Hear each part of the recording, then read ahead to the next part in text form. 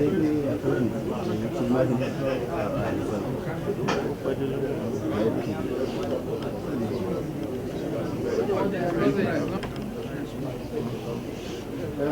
go forward.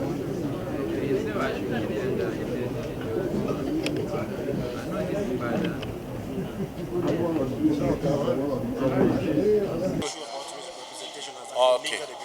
Yes, firstly, last time I spoke to you, I told you that there was an issue of representation, and today was adjourned for us to determine who is the proper legal counsel for the second defendant and the various working committees. That's the PDP and the various working committees that were sued.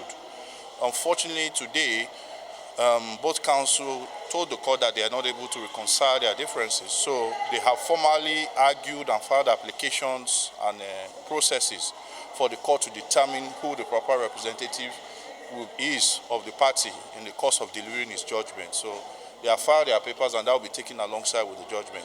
As for today, we couldn't proceed because of housekeeping issues. Some processes, particularly of the newly joined parties, have not even been served on us as a plaintiff yet.